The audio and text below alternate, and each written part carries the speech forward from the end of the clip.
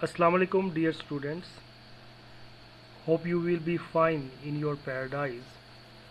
Dear student, आज हम C++ में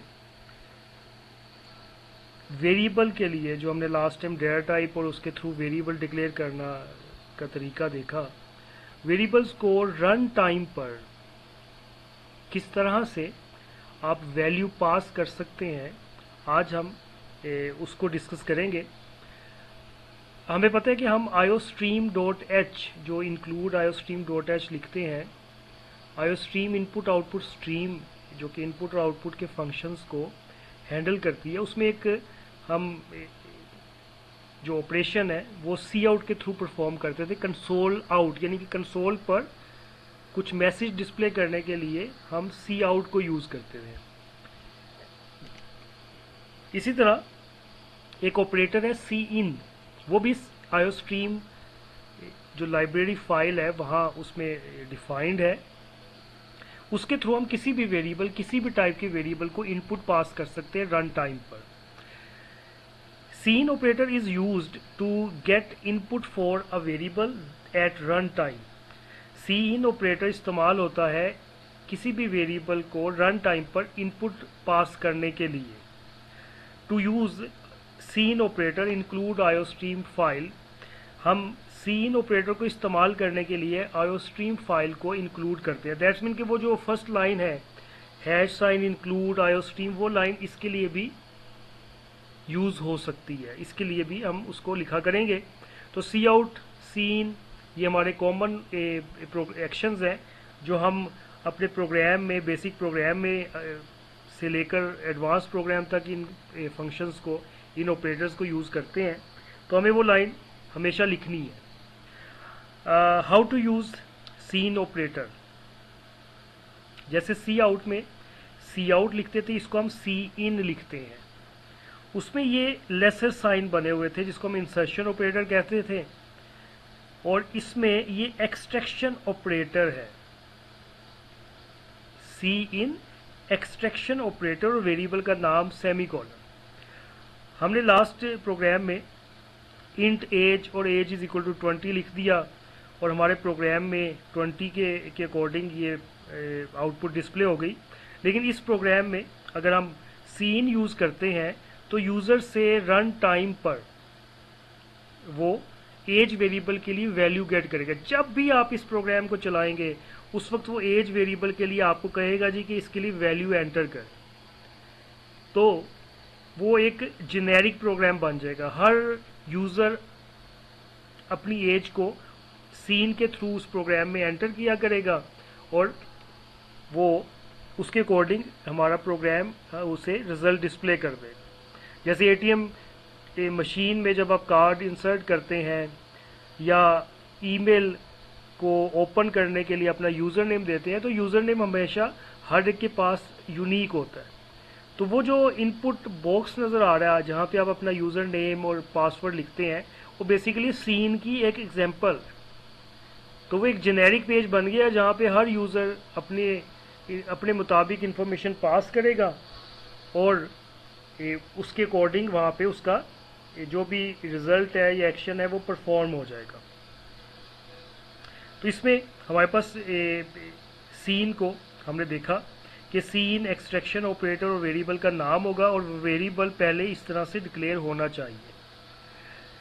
यहाँ पे हमने एक सिंपल प्रोग्राम बनाया, make a program which will ask the user to enter his or her name, यानी कि जहाँ पे यूज़र से उसकी अपनी डिज़ायर्ड इंफॉर्मेशन आपने गेट करनी होगी वाइल प्रोग्राम की एग्जीक्यूशन, तो वहाँ पे आप सीन यूज़ करेंगे।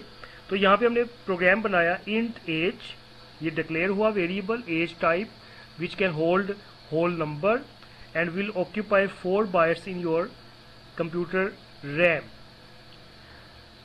सी आउट एंटर योर एज, एक मैसेज आपकी स्क्रीन पर डिस्प्ले होगा और उस मैसेज के फौरन बाद cin extraction operator age, यानी कि इस एज में जब भी आपने वैल्यू पास करनी होगी तो ये सी इन को यूज़ किया, तो आपके पास मैसेज आया एंटर योर एज।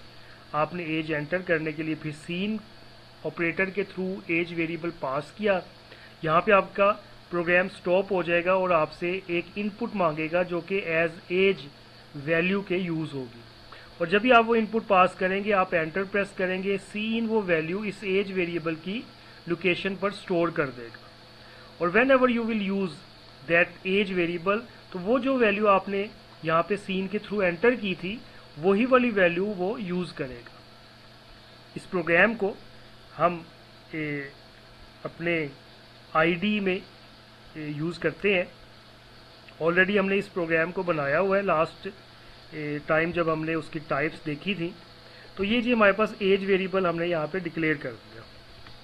इस वक्त इस एज वेरिएबल में गार्बेज मौजूद है। हम जब भी सीन यूज़ करेंगे तो उससे पहले आपने सी आउट की स्टेटमेंट ज़रूर लिखनी है। जैसे इस वक्त हम लिखने लगे हैं सी आउट, हमने वैल्यू किसकी गेट करनी, एज की। तो हम यहाँ पे एक ऐसा मैसेज देते हैं, यहाँ पे लिखते हैं एंटर योर एज और इक्वल साइन दे देते हैं ताकि एक प्रॉपर लुक के साथ ही हमें डिस्प्ले हो। अगर हम इसको अभी इतना रन करेंगे तो ये हमें दिखाएगा कि जस्ट उसने एक वेरिएबल बनाया हुआ है मेमोरी में और जस्ट ये वाला मैसेज यहाँ पे डिस्प्ले होके ये ख़त्म हो गया। क्यों? क्योंकि हमने इसके नेक्स्ट पे अब सी इन नहीं किया था, अब वो सी इन करेंगे। एक्सट्रैक्शन ऑपरेटर और वो वेरिएबल जिसके लिए आपने वैल्यू गेट करनी है उसका नेम और सेमीकोलन मेंशन कर दिया। अब आपके पास एक प्रॉपर प्रॉम्प्ट आएगा और वहाँ पे लिखा होगा जी एंटर योर एज, और इस वक्त ये सीन वाली स्टेटमेंट इस वक्त एग्जीक्यूट हो रही है। आप उसकी एज 45 टाइप करते हैं और फिर इस वैल्यू के बाद ज़रूर एंटर प्रेस करना है और ये वैल्यू उस एज में स्टोर हो जाएगी और प्रोग्राम एंड हो गया। क्योंकि इस प्रोग्राम में उससे नेक्स्ट कुछ नहीं लिखा हुआ। हम कहते हैं नहीं, हमें वो जो वैल्यू गेट हुई है हम उस वैल्यू को सी आउट लिखते हैं,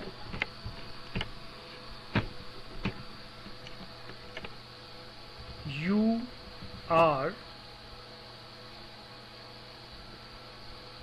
या your age is extraction operator और age value endl. Next line पे एक और मैसेज देते हैं cout double of your age is age multiply by 2 endl cout half of your age is age divided by 2 और semicolon. F11 enter your as, ये अब generic programme बन गया है। अभी किसी स्पेसिफिक 20 को या 30 को फॉलो नहीं कर रहा। यूजर जो भी एज एंटर करेगा, लाइक 44 एंटर करता है तो ये 44 के अकॉर्डिंग चलेगा। उसे कहा 44 आपकी एज है, डबल ऑफ योर एज 88 और हाफ ऑफ योर एज 22 है। फिर आप इसको दूसरा कोई यूज़र आगे चलाएगा, एग्जीक्यूट करने लगेगा F11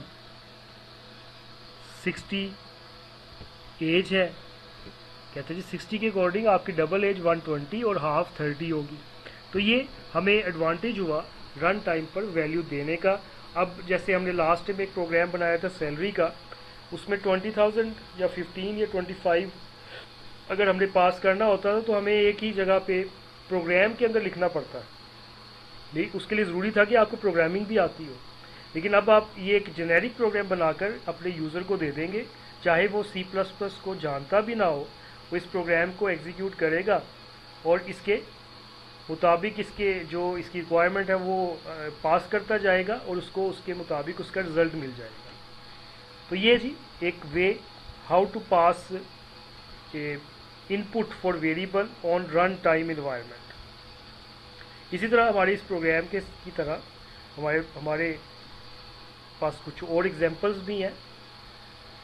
make a program which will ask the user to enter 2 numbers. इसको हम इस प्रोग्राम को अपने IDE में इसको कोशिश करते हैं कि जी इसको चलाएं। तो इसी प्रोग्राम इसके लिए हम एक और न्यू फाइल बनाते हैं, न्यू सोर्स फाइल, और इस कोडिंग को देखते हैं ये क्या हमें हमारे से रिक्वायर्ड कर रहा है।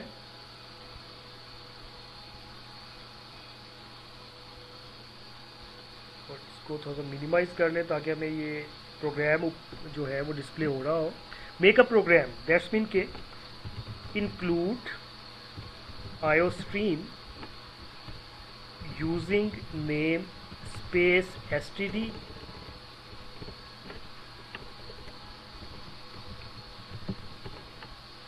int main parenthesis on and body on and close, last में रिटर्न 0। ले अब हम अपने प्रोग्राम की तरफ चलते हैं। मेक अ प्रोग्राम ये स्टेटमेंट हो गई, which will ask the user to enter 2 numbers. जब आपको प्रोग्राम में वो ये रिक्वायर्ड कर रहा हो कि यूज़र एंटर करे तो दैट्स मीन कि आपने सीन को यूज़ करना है। उसके लिए सबसे पहले तो आपके पास 2 वेरिएबल्स होने चाहिए, क्योंकि नंबर है, न्यूमेरिक वैल्यू है, तो हम लिखते हैं जी इंट ए फर्स्ट नंबर, कॉमा उसी इंट टाइप का एक और वेरिएबल बी, कॉमा रिजल्ट और सेमीकोलन। इस स्टेटमेंट से ये हम कह रहे हैं कि ए, बी और रिजल्ट नाम के 3 वेरिएबल बनाओ which can hold whole number, integer type होंगे, होल नंबर जिनमें स्टोर हो सकता है। जी अब ये वाला प्रोसेस चल रहा है, which will ask the user to enter 2 number. 2 variable होंगे, उनके रिजल्ट स्टोर होने की जगह होगी, देन वो नेक्स्ट यूज़र से इनपुट लेंगे, इसलिए हमने 2 वेरिएबल बना दिए। और display the sum of these number, उसके लिए हमने रिजल्ट वेरिएबल ले लिया। तो पहला एक्शन, पहले नंबर को गेट करने के लिए आप सी इन लिखेंगे, सी इन ए, ये पहला वेरिएबल है। लेकिन इस सीन से पहले आपने हमेशा एक ऐसा मैसेज सी आउट के ज़रिए बताना है जो कि क्लियर आपको मैसेज दे रहा हो आपके यूज़र को कि आपने क्या एक्शन परफॉर्म करना है। तो enter first number is equal to, हमने ये मेंशन किया, सेमीकोलन, और साथ ही उसके बाद सीन आ गया तो लिखा आएगा लाइक इस तरह से। इसको हम सेव कर लें, सम इसका नेम रख लेते हैं। ये आपसे सबसे पहले पूछ रहा है एंटर फर्स्ट नंबर, आप 45 एंटर कर देते हैं, और क्योंकि आपके इस प्रोग्राम के में नेक्स्ट कुछ मेंशन नहीं है इसलिए वो एंड हो गया। सेकंड बी वेरिएबल के लिए भी सी आउट, एंटर सेकंड नंबर, और उसके लिए भी सीन। ए के लिए हम वैल्यू गेट कर चुके हैं, सेकंड नंबर नेम है वेरिएबल का बी, उसके लिए वैल्यू गेट हुई, और ये हमारी रिक्वायरमेंट पूरी होगी। Which will ask the user to enter 2 number, ये हमने ए बी के लिए हमने 2 नंबर एंटर करवा लिए। अब वो कहते हैं display the sum of these number, तो दैट्स मीन कि एक और वेरिएबल हमने ले लिया जिसका नाम रिजल्ट है। यहाँ पे हमने एक स्टेटमेंट लिखी जो कि प्रोसेस कहलाती है रिजल्ट। उसके नेम बिल्कुल एग्जैक्ट होने चाहिए। अगर ये स्मॉल ए है, यहाँ पर भी स्मॉल ए ही यूज़ करना है। अगर आप स्मॉल ए की बजाय कैपिटल ए यूज़ कर लेंगे तो ये आपको मैसेज देगा कि जी ये वेरिएबल आपने डिक्लेयर नहीं किया हुआ। तो इसी तरह रिज़ल्ट हमने स्मॉल लेटर में वहाँ पे डिक्लेयर किया है, इसलिए हम रिज़ल्ट को स्मॉल लेटर में मेंशन किया। इज़ इक्वल टू, ये एक और ऑपरेटर आ गया जी, असाइनमेंट ऑपरेटर। ये असाइनमेंट ऑपरेटर कहलाता है जो कि राइट में मौजूद वैल्यू या एक्सप्रेशन के रिज़ल्ट को लेफ्ट में मौजूद वेरिएबल में स्टोर करेगा, ए प्लस बी और semicolon.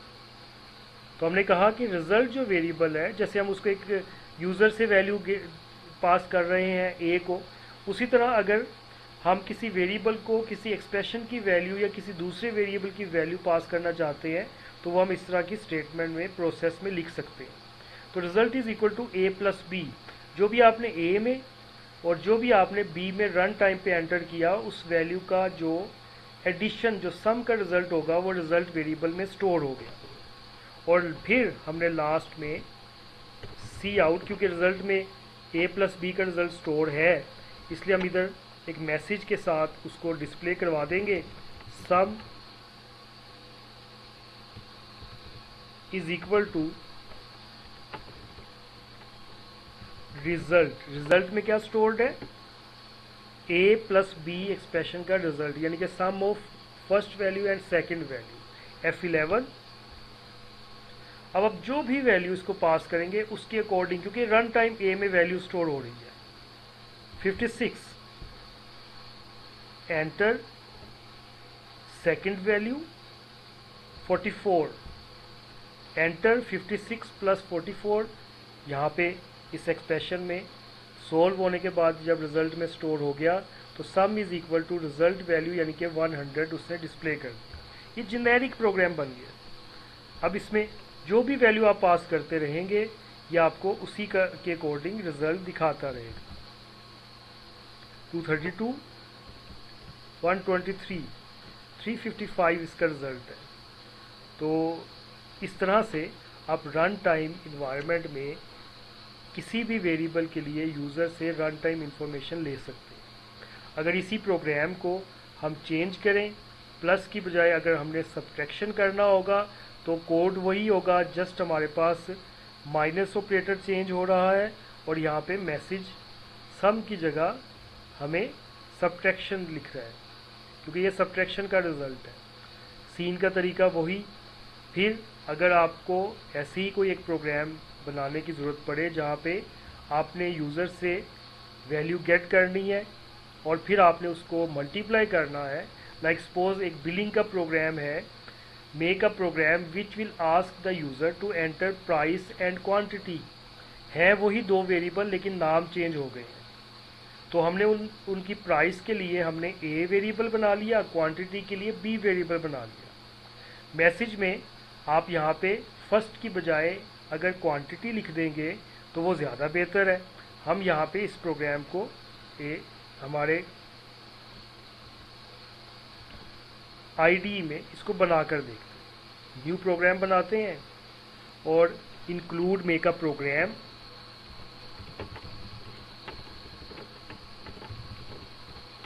IOStream using name space std int main, उसकी बॉडी मेंशन की, रिटर्न 0। अच्छा जी, फर्स्ट वैल्यू हमारे पास इंट जैसे ए था, हम यहाँ पे उसका नाम p रख लेते हैं या प्राइस रख लेते हैं। मेक श्योर वेरिएबल के नामों के दरमियान में स्पेस नहीं होती। अगर हम यहाँ पे कोई ऐसा नेम यूज़ करते हैं जिसमें दो वर्ड होते हैं, 2 वर्ड्स होते हैं, तो उनके दरमियान में आप अंडरस्कोर यूज़ कर सकते हैं या बिल्कुल उनको स्पेस ख़त्म करके उनको आपस में कॉन्कैटिनेट करके लिखेंगे। लाइक सपोज अगर आप कहते हैं जी माई एज, ये गलत है। आप या तो यहाँ पे माई अंडरस्कोर एज लिखेंगे या माई एज में कोई स्पेस नहीं होगी, फिर ये एक्यूरेट है। प्राइस QTY और टोटल अंडरस्कोर बिल कर लें या टोटल बिल इकट्ठा मेंशन कर लें। Cout message enter the price, cin price, cout enter the quantity,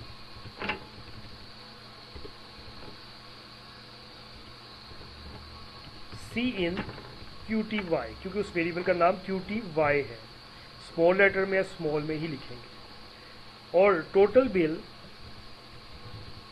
is equal to price into QTY। हमारे पास टोटल बिल भी आ गया। हम अब लास्ट में cout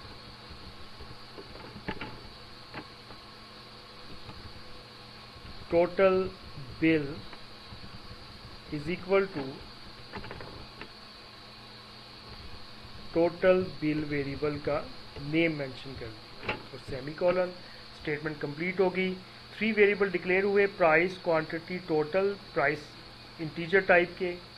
enter the price message, cin price की value दी, quantity enter की, उसके लिए सीन QTY लिखा, और फिर टोटल बिल, ये जो हमने यहाँ पे थर्ड वेरिएबल लिया है, इज इक्वल टू प्राइस जो आपने एंटर की, क्वांटिटी जो आपने एंटर की, आपस में मल्टीप्लाई हो। 100 रुपीज़ अगर प्राइस है और क्वांटिटी 5 है तो 100 इंटू 5 यानी कि 500 टोटल बिल हो जाएगा। अब हम इसको एग्जीक्यूट करते हैं F11 से। वो उस फाइल को क्योंकि अभी हमने सेव नहीं किया, हम इसको बिल इसका नेम रख लेते हैं।